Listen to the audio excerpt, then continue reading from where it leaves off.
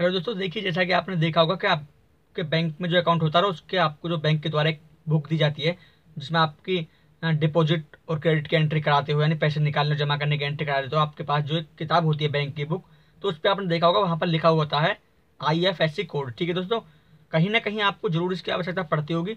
और यदि आप एक यूट्यूबर हैं या ब्लॉगर हैं या फिर आप ऑनलाइन कोई काम करते हैं या फिर देश विदेश में अपना व्यापार करते हैं तो यहाँ पर आपको एक कोड की आवश्यकता जरूर पड़ती होगी। तो दोस्तों ये दो कोड होते हैं, एक तो IFSC कोड और एक स्विफ्ट कोड जिसे BIC कोड भी कहते हैं। कब इसकी आवश्यकता आपको पड़ेगी, क्यों पड़ेगी, दोस्तों सभी कुछ आज के इस वीडियो में आपको समझाने वाला हूं। और आशा करता हूं आपको वीडियो पसंद जरूर आएगा और वीडियो पसंद आए तो एक लाइक जरूर कर देना। तो चलिए दोस्तों वीडियो को स्टार्ट कर लेते हैं, जान लेते हैं कि आखिर इनकी फुल फॉर्म क्या होती है, स्विफ्ट कोड या फिर IFSC कोड ये क्या होते हैं और कहाँ इनकी आवश्यकता पड़ती है।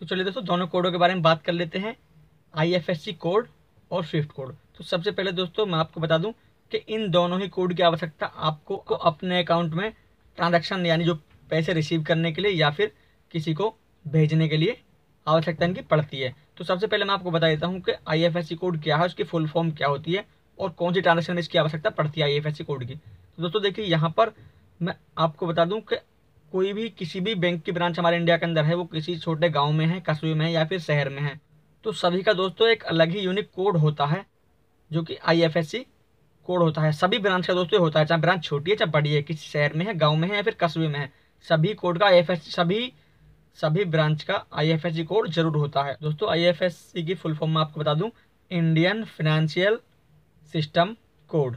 दोस्तों इसकी फुल फॉर्म ये होती है और इसकी आवश्यकता कब पड़ती है दोस्तों, यदि आप अपने किसी अदर ब्रांच के जो बैंक के किसी और ब्रांच का आप अपने इंडिया के अंदर ही, दोस्तों सिर्फ इंडिया के अंदर ये कोड काम करता है। आप अपने इंडिया के अंदर आपका किसी बैंक में अकाउंट है और आप वहां से ट्रांजैक्शन कराते हैं किसी और, जैसे मान लीजिए आपका सिंडिकेट बैंक में अकाउंट है और आप यहाँ से मान लीजिए बैंक ऑफ बड़ौदा किसी बैंक से या फिर एक्सिस बैंक से पैसा लेते हैं, रिसीव करते हैं फिर उसको देते हैं, तो यहाँ पर आपको IFSC कोड ये लगाना होता है। तो आपकी जो पासबुक होती है उसके ऊपर जिस ब्रांच में आपका अकाउंट है उस पर IFSC कोड आपको लिखा मिल जाता है। तो दोस्तों ये तो रही IFSC कोड की बात। अब बता देता हूँ आपको स्विफ्ट कोड। स्विफ्ट कोड की आवश्यकता दोस्तों कहाँ होती है। दोस्तों यदि आप इंटरनेशनल व्यापार करते हैं यानी कि देश विदेश से आपके अकाउंट में पैसा आता है या फिर जाता है, आप कोई भी बिजनेस करते हो यानी कि अपने इंडिया को छोड़ करके विदेश से अदर कंट्री से आप बिजनेस करते हो, वहाँ से आपको अकाउंट भेजना, पैसा अपने अकाउंट से भेजने पड़ते हैं और लेने पड़ते हैं, तो वहाँ पर आपको स्विफ्ट कोड की आवश्यकता पड़ती है। IFSC कोड की आवश्यकता इंडिया में अदर ब्रांच के लिए पड़ेगी। यदि आप सेम ब्रांच में पैसा भेजोगे तो नहीं पड़ेगी इंडिया के अंदर IFSC कोड की।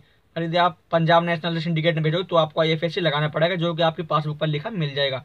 और दोस्तों स्विफ्ट कोड यदि आप देश विदेश से पैसा मंगाते हो या फिर उन्हें भेजते हो, वहाँ पर आपको स्विफ्ट कोड की आवश्यकता पड़ती है। मान लीजिएगा आप एक यूट्यूबर हैं और आपको यूट्यूब पर भी काम कर रहे हैं, तो वहाँ पर भी आपकी जो पेमेंट होगी वहाँ पर एडसेंस में भी आपको स्विफ्ट कोड आपके बैंक अकाउंट का मांगा जाएगा, आपकी ब्रांच का जो है स्विफ्ट कोड मांगा जाएगा। और दोस्तों आपको बताऊँ स्विफ्ट कोड जल्दी से नहीं मिलता है और ये भी है स्विफ्ट कोड सभी ब्रांच का नहीं होता।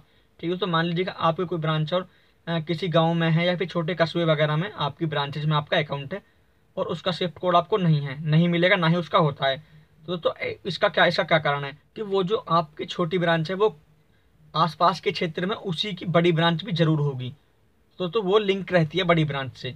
तो जो आपकी जो शाखा है जिसमें आपका छोटी ब्रांच में अकाउंट आप खाता है उसका स्विफ्ट कोड बड़ी जो ब्रांच है उसी से लिंक हुई, जो भी उसी ब्रांच की बड़ी शाखा होगी आपके आसपास क्षेत्र में कहीं भी, उससे लिंक रहती है और उसका जो बड़ी ब्रांच का स्विफ्ट कोड जरूर होता है, वही स्विफ्ट कोड आपकी छोटी ब्रांच में काम करता है। ठीक है दोस्तों, स्विफ्ट कोड की आवश्यकता क्यों पड़ती है आपको बता दो, इंटरनेशनल यानी कि देश विदेश से पैसा लेने या देने के लिए, वहाँ पर ट्रांजेक्शन करने के लिए आपको स्विफ्ट कोड की आवश्यकता पड़ती है।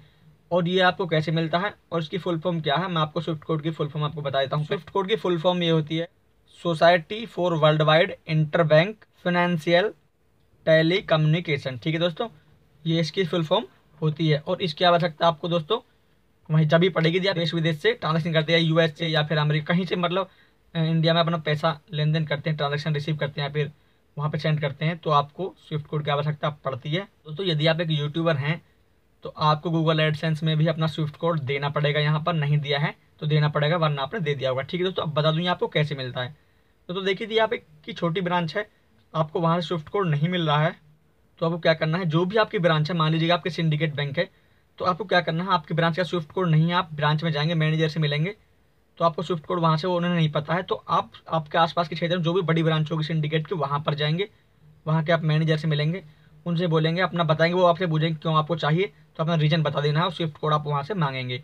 तो यदि वहाँ से भी आपको स्विफ्ट कोड नहीं मिलता है दोस्तों, नाराज होने वाली कोई बात नहीं है, ना ही निराश होने वाली कोई बात है। स्विफ्ट कोड अब आप ऑनलाइन भी देख सकते हैं किसी भी ब्रांच का। वो ऑनलाइन स्विफ्ट कोड कैसे देखोगे दोस्तों, मैंने दूसरी वीडियो बना करके और अपनी यूट्यूब चैनल सॉल्यूशन के नाम से मेरी प्लेलिस्ट है उसमें लगा दिया, आप वहाँ से जाकर के देख सकते हैं कि कैसे किसी बैंक का स्विफ्ट कोड देखें।